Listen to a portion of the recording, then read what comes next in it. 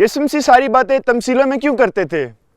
تاکہ لوگوں کو آسانی سے سمجھ لگے اور وہ خدا کے بارے میں جان سکیں اور ان کے زیادہ قریب آ سکیں۔ آئیے اور بھی تمثیلیں سنتے ہیں یسوع مسیح کی۔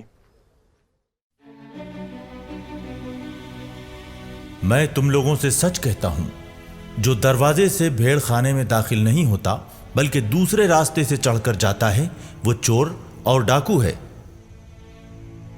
جو دروازے سے داخل ہوتا ہے وہی بھیڑوں کا چرواہا ہے،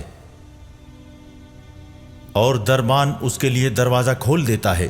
بھیڑیں اس کی آواز پہچانتی ہیں، وہ نام لے لے کر اپنی بھیڑوں کو بلاتا ہے اور باہر لے جاتا ہے۔ اپنی بھیڑوں کو باہر نکال لینے کے بعد وہ ان کے آگے آگے چلتا ہے اور بھیڑیں اس کے پیچھے پیچھے آتی ہیں، کیونکہ وہ اس کی آواز پہچانتی ہیں۔ وہ انجان آدمی کے پیچھے نہیں چلیں گی بلکہ اس سے دور بھاگ جائیں گی، کیونکہ وہ انجان آدمی کی آواز نہیں پہچانتی۔ یسوع نے انہیں یہ تمثیل سنائی، لیکن وہ نہیں سمجھے کہ وہ ان سے کیا کہہ رہے ہیں۔ یسوع نے ان سے پھر کہا، میں تم لوگوں سے سچ کہتا ہوں، بھیڑ خانے کا دروازہ میں ہوں۔ جو مجھ سے پہلے آئے وہ سب چور اور ڈاکو ہیں، لیکن بھیڑوں نے ان کی نہیں سنی۔ میں ہی دروازہ ہوں، اگر کوئی مجھ سے داخل ہوگا تو اسے نجات حاصل ہوگی۔ وہ اندر باہر آیا جایا کرے گا اور اسے چراگاہ ملے گی۔ چور صرف چرانے، مارنے اور تباہ کرنے آتا ہے، میں اس لیے آیا ہوں کہ وہ زندگی حاصل کریں، بلکہ مکمل زندگی حاصل کریں۔ اچھا چرواہا میں ہوں، اچھا چرواہا اپنی بھیڑوں کے لیے جان دے دیتا ہے۔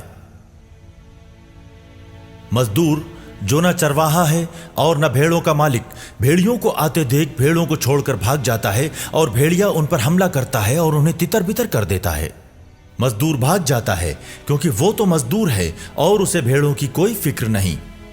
اچھا چرواہا میں ہوں، جس طرح باپ مجھے جانتے ہیں اور میں باپ کو جانتا ہوں، اسی طرح میں اپنی بھیڑوں کو جانتا ہوں اور میری بھیڑیں مجھے جانتی ہیں۔ میں بھیڑوں کے لیے اپنی زندگی قربان کرتا ہوں۔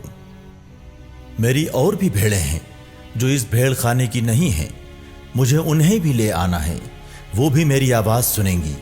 تب ایک ہی جھنڈ اور ایک ہی چرواہا ہوگا۔ باپ مجھ سے اس لیے محبت کرتے ہیں کہ میں اپنی جان قربان کرتا ہوں، بعد میں اسے پھر حاصل کروں گا۔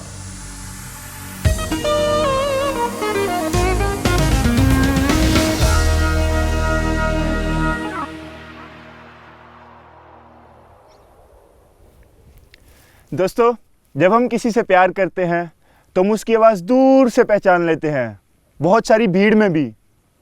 اسی طرح ایک بھیڑ اپنے چرواہے کی آواز بہت سے رش میں، بہت سی بھیڑ میں بھی پہچان لیتی ہے دور سے۔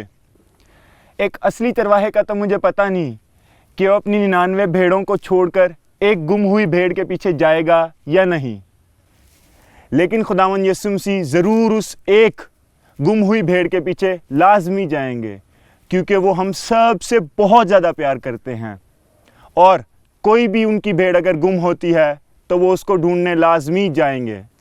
اسی طرح ہمیں بھی دعا کرتے رہنا چاہیے، بائبل پڑھنی چاہیے، تاکہ ہم اپنے چرواہے خداوند یسوع مسیح کی آواز سن سکیں۔